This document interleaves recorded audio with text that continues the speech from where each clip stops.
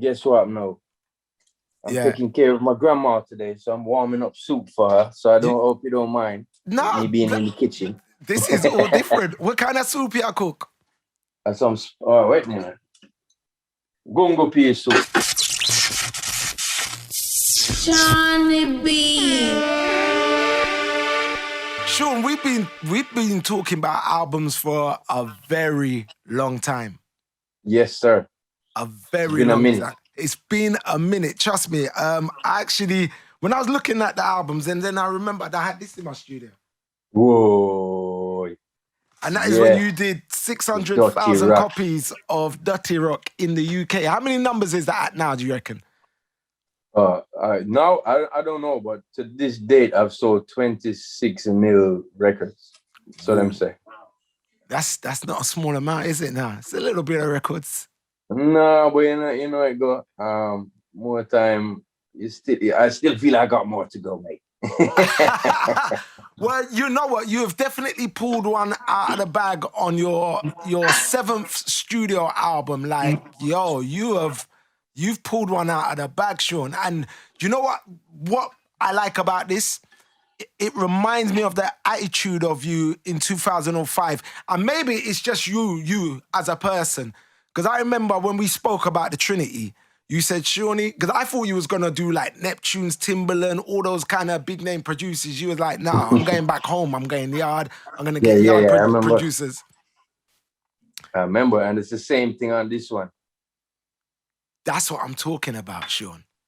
You see, there's ebb and flow in the business, and sometimes you push your foot forward, and you may miss, or you may hit.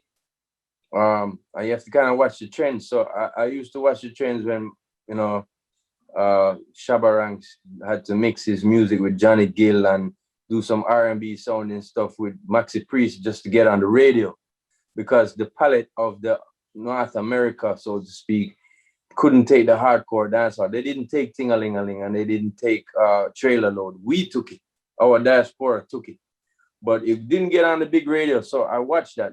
Also likewise Shaggy, he had to do Cypress Hill sampling, and then go in with Marvin Gaye on the remix, and do Let's Get It On, Mr. Lover Lover remix. You know what I mean?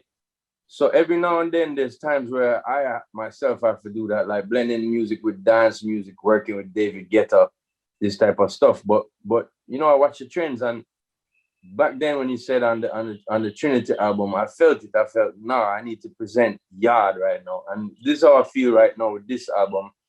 I feel that generally, with all the work that these Biebers and these pop guys been doing, it's been dope. It's been amazing. And I was competing with them by doing songs with Dua Lipa, singing the hooks for me and these type of things.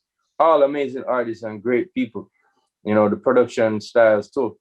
But I'm just feeling like, yo, we need the hardcore thing back. So if I'm on step and there's nothing there, if you remember in Give Me the Light video, when there's a part where I came up to the end and I look and I feel down there and there's nothing there, and then I step and the light goes, That's about faith.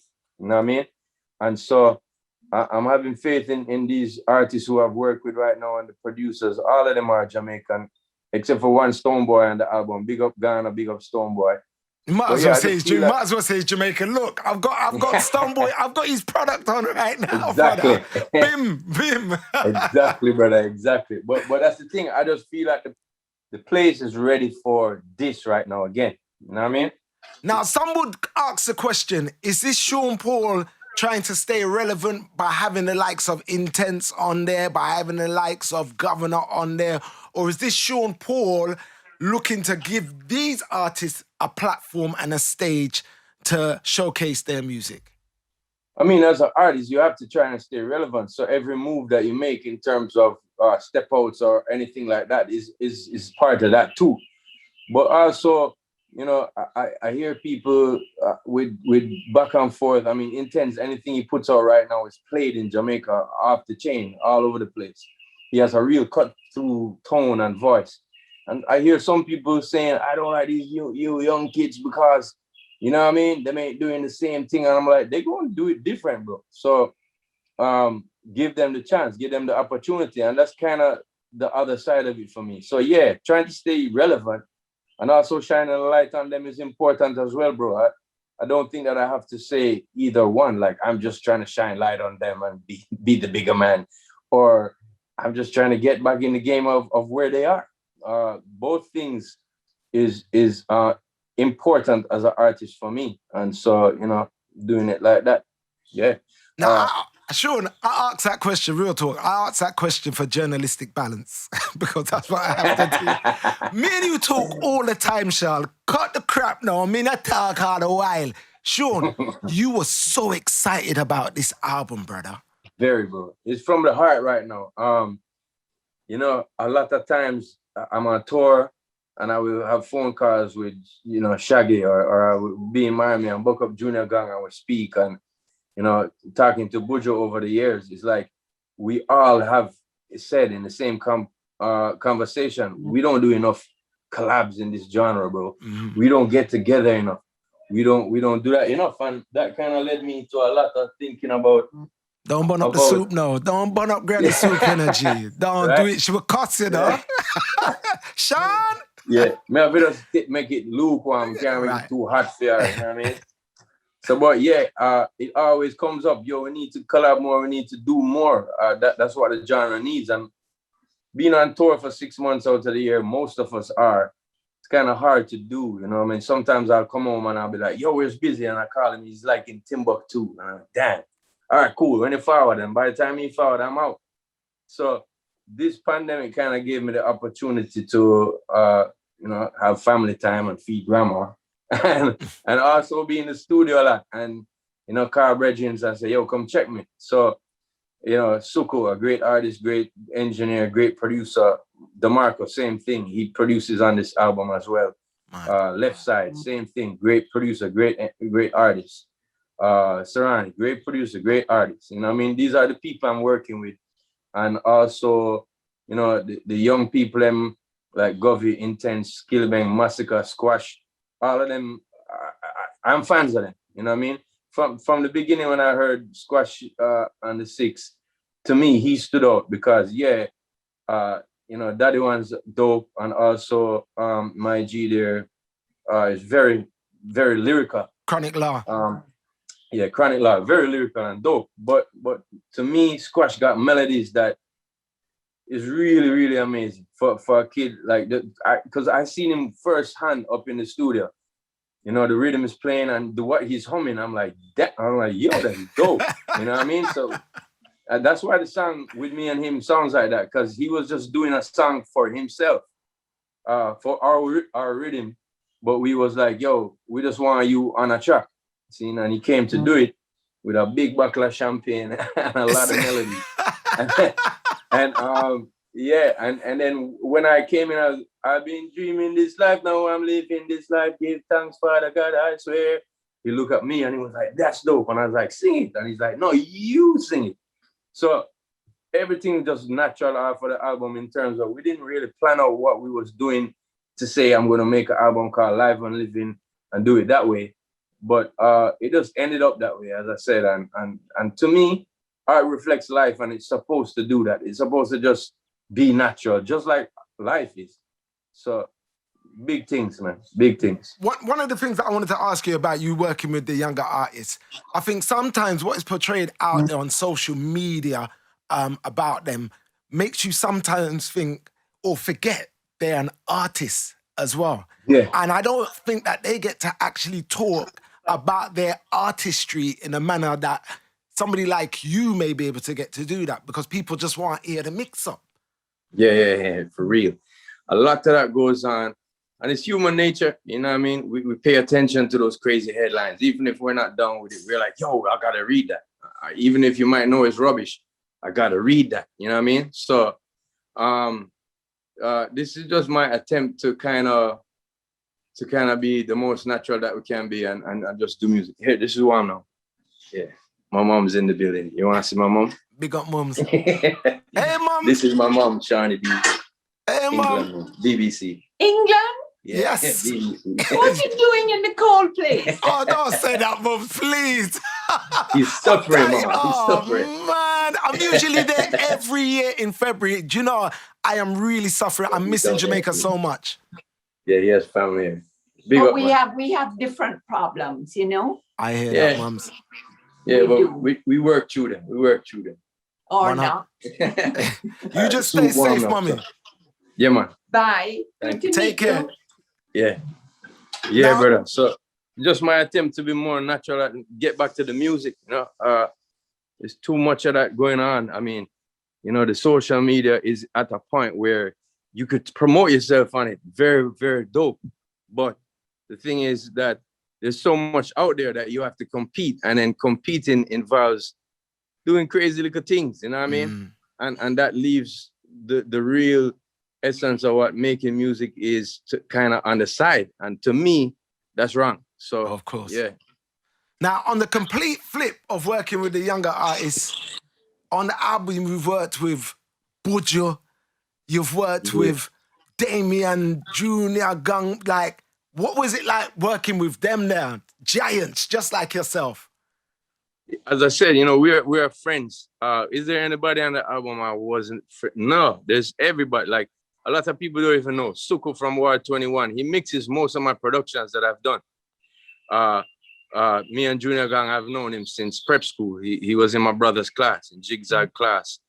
You know, parents were friends. My father knew his mom as a kid. All of us knew Bob Marley, of course. You know, Buju, of course, been famous for forever and been a hero of my own. And when I'd known him before, but not as friendly as we have been since he was incarcerated, because I got the chance to check him. And I checked him because, you know, he was someone that inspired me to do what I do on the level that I do it. Because if you know dancehall history, Shaban and Supercat and them and Ninja Man were putting out records, but the pace that Buju came with, he had probably 30-something singles like lighting up our airwaves at one point. I bought them. Do you want me to pull out the 7 inches? Same thing.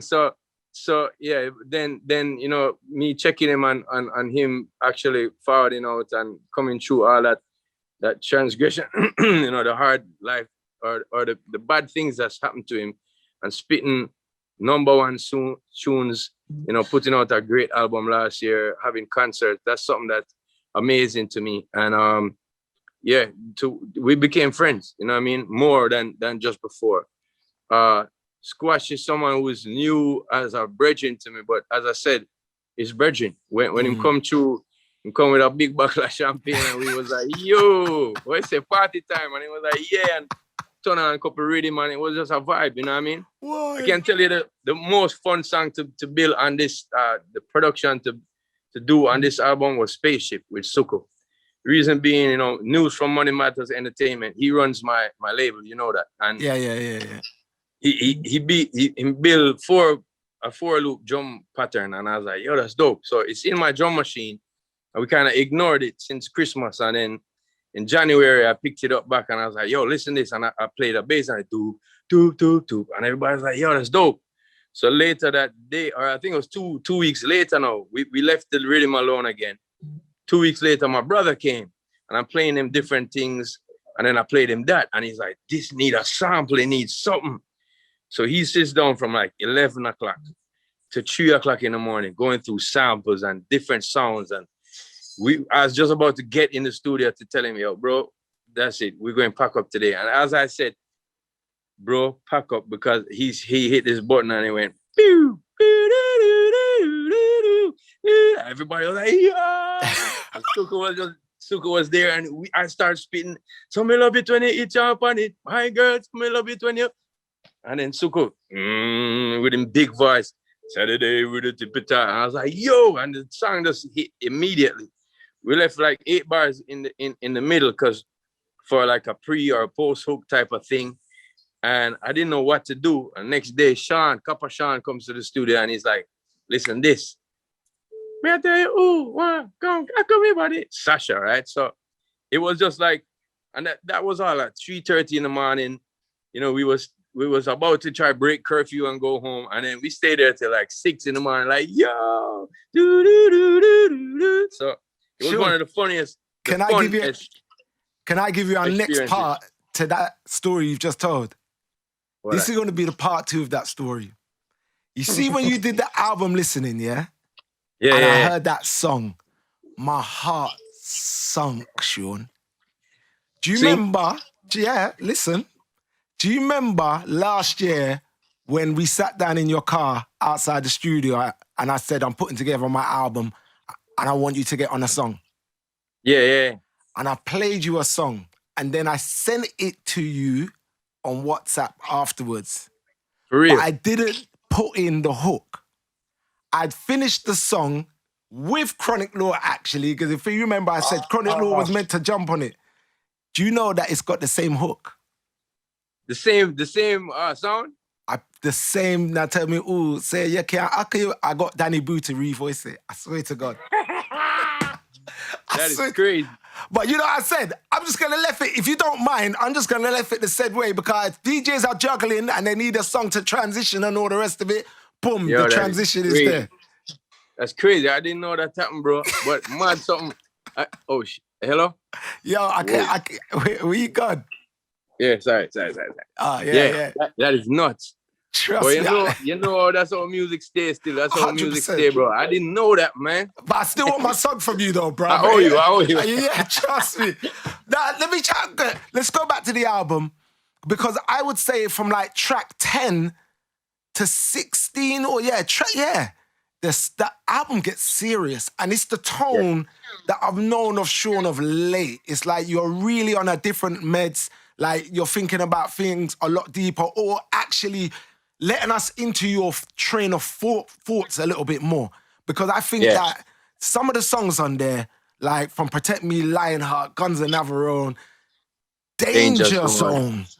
Danger Zone is like, tell me about the way you're thinking during that moment of the album, because it is sequenced purposely for that reason. Yeah, my brother did the sequencing. I was just doing random songs on how I feel. And yeah, you're right that there's a part of it is me being a conscious person from a long time ago, but being put in the Mr. Gimme the Light box. Now, I like Mr. Gimme the Light because he bring money, he bring girls, he bring parties, he bring champagne bottles and all of that. But there's a part that's kind of been stifled over the years. My first demos, all of them, were conscious songs. And reason being, at that time was 1994, and that's when Buju Banton had just done Till Shiloh, and that's when, Tony Rebel was big. Every song he did was more conscious. Garnet Silk was a big singer. I was listening to Cutting Edge and Muta Baruka a lot. Capleton was starting to become also very conscious. A few years after that, Sizzler. So my whole thing was to try to be a conscious artist. But a lot of the producers used to look at me and be like, bro, you don't look like that. You look like the party dude. You look like the Mr. Give Me the Light man, right? So I started to do more songs like party songs, and they bust me all over the world. So during all that time, I've been, there's songs that I've had before, like Sufferer. There's another song called Where's All the Love? There's songs that I've produced and played guitar on called what is it name again? Holy thing going in my head. But that was a big song in France actually at one point. And I've had meaningful songs like Hold On to the Dream. But this time around, I was like, I just want to give it to the people. And there's too much violence around here. There's too much I have to say, and I don't care what people want to think of it. Because I really feel like I have to say what this stuff that's been on my mind, on my chest all this time to say. So I'm glad people are liking that kind of evolution of the artist Sean Paul, or maybe the expansion of lyrics then, I should say. There's a lot more that comes from. However, I don't like to be preachy, and I think those were my first demo tapes were very preachy.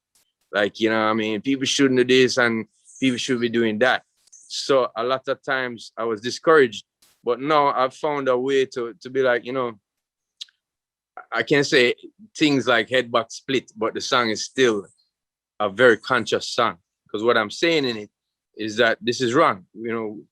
I hope people realize in Jamaica or enough third world places that, you know, you don't have gun factories. You don't make those guns. You don't make the shots, but we are pulling the triggers. And so it's important to send that message around right now for me. So give thanks for noticing, brother. Is it not just the time for you to evolve as a young man getting into really being we're holding us up? Like, we're big men. We are the parents that the youths them are now looking at for guidance. Yeah, man.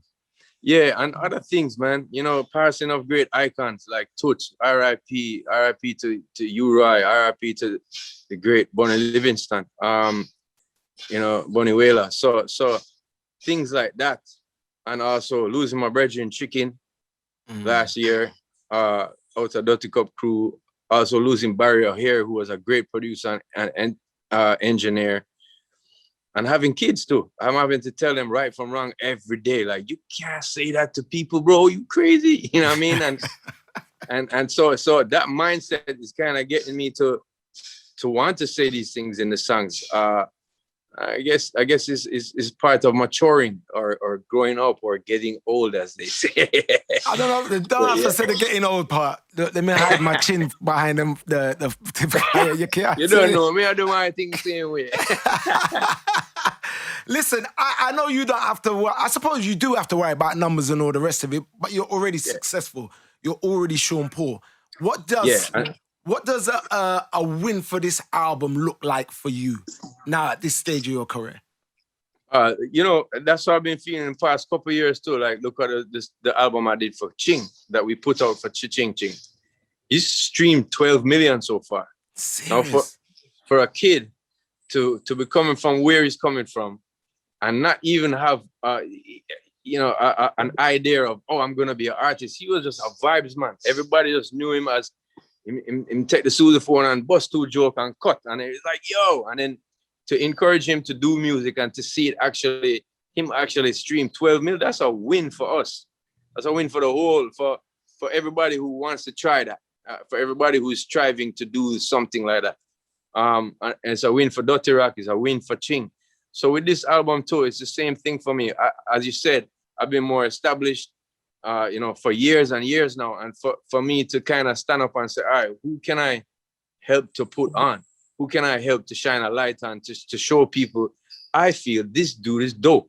You know, a dope lyricist, a dope producer. Yeah, Suko is the one that built the track for Danger Zone, by the way.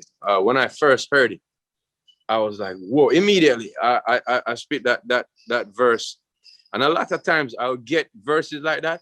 And then I start thinking, oh, it needs to be more commercial. It needs to be like, stop being so preachy, like, and do something else on the track. But this time I went with my feeling. Everybody in the studio felt it too. And we was like, yo, this needs to be said. So let's do it. So for me, just the expression of it is a win for me. And whether it's stream a lot. Right now, Boom is streaming wholly. Big up to everybody who love Boom. That's just tune with me and Busy Signal. And also Everest, the tune with me, Skillibeng and Massacre, produced by DeMarco. That's a big one right now as well. I'm proud of the whole album. I feel there's more than 6 tracks on there that can be real bangers. You're making it difficult for me because I've been playing Boom. I've been playing the Buju track. I've been playing the Skilly and Massacre track, and now I think this week I'm gonna. Well, I've already been. You see, Lionheart, Lionheart was a smash, you know, Sean. I played that record hard, you know, like honestly, that was a smash record. Even when I was listening to it just before the interview, I was like, the mad thing about this industry is that if one of the big labels had that record under their machine, it gone. Yeah, true. But you know what? Big up to Rico Love. You might not even know this, but Rico Love helped me with the melodies in that hook. You hear how sweet it is, right? When I write music with him, I've written many songs with him. Some of them haven't come out. But that hook for me was just a sweet vibe. And I was like, yo. And the potency of the lyrics, what I was saying, I was actually kind of clashing the whole culture. Reason being, you know, people were flying down on me talking about, yo, why you say that about Clash and Rare? And I was like, bro, I just my feeling. one of the biggest streamers in the industry. I'm one of the biggest looks that there is for the genre. So I think I have a say, and my say is I'm not done with that no more, man. And who wants to do it can, but this was a statement to say, if you are gonna hate me now, who's gonna hate me now for saying my truth? And that's the only thing that we have in this life, is to speak what we, even if we're gonna Your learn truth. something different, Hundreds. but to speak your truth is the only real thing, man. So yeah, big Well, bad. I'm glad people love it, and give thanks for the support every time, bro. brother, I'm loving that album. I'm loving what you've done with it. I just love the Me too. lineup. I like the look of the unity. I think we need to see more of this in our game, because we're seeing it in other genres, and other genres are coming together and they're winning. And the influence that we have Is within this huge. music is And we keep getting ridiculous. swept aside. We keep getting swept aside. And I'm not saying it's the only reason, but part of the reason is that we don't really work together enough. We don't really support each other enough. I remember going to Faruq's album launch in Puerto Rico. And this man is like, come to the album launch. And in Jamaica, to me, an album launch is a couple press people. It's not that big. I'm like, why does man want me to fly there to sing the song? You know what I mean? And he's like, trust me, just come. And when I went over there, it was a basketball stadium full of people. And they watched a 2-hour show, right? Where Faruko called out different people that he worked with. And I met everybody in the industry, in the reggaeton industry there. I met Wisin Yandel. I met J Balvin. That's where I met him. He was buying a hot dog. I was buying a slice of pizza backstage. I was like, yo, what's up? I'm an artist. Oh, big up. J Balvin from Colombia. I said, oh, I heard your name. And he's like, I want to do a song one day. I was like, all right, cool. Met Zion and Lennox, met Tego Calderon. Everybody was there. And I was like, it made me scratch my head like, how come we don't do this? And how come our fans don't support an album launch like this? It was an event, bro. And the people enjoy. He come on, he sing a couple songs, then he would call on the Wisin Yandel, did the song they did together, and then promote their latest single on his stage show on his time. And I figure, we need to do that. Big up to Bun Tequila. He's in the process of doing that right now with us. Album coming later this year called Kings of Kingston. I'm on Massacre's album also, a wicked tune called Quality. You can look out for that. I also did a song with DeMarco recently that's coming out on his project. Recently, we did something with Sasko. He's not only on this album, but I'm on his EP. I want to tell you about the big collab with the 3 S's, me, Spice, and Shaggy. That's going to be a banger. You're not allowed to talk about that with me around. What? Wait, Wallard. So you never hear? So what? Says Shaggy told me off because I said I leaked the secret on the radio. Because I've heard, but the thing is, no, but Shaggy's the worst to leak it. When I met him last year, and we had a discussion about it, and he admitted, yeah, surely I'm the worst to hold a secret, trust me. But I've heard the song already. I heard the song. Yeah. And it's nuts. It was meant to come out the other day, though, innit? It's coming out April the 30th. So right. that's when it's going to hit airwaves. I'm really excited for Spice Car. You know what I mean? She's going to have a dope album. This is like one of the first big single off of it. What else I can say about it now? Yeah, with the talks with me and Shaggy, I spilled the beans long before you did, bro. I've been in interviews from November being like, yo, there's a big tune coming out. And then he called me and said, yo, you been saying? I'm like, yeah. He's like, all right, cool. So I let the cat out the bag with that one. VP was paging me, fam. They were calling my phone. No, it wasn't Shawnee B. It was Shawnee P that said it. That's right. Listen, Sean, I want to bless you up all the time. Like, blessings for the time again. And it's time for you to go and scrub some pots and clean up everything. You know this. Yo, bless up, my brother. All the best. Salute. Give thanks for the time as always, and thanks for the support and everything you do for the genre, bro. We see you, man, and we appreciate that. Thank you, sir. Bless up. Big up.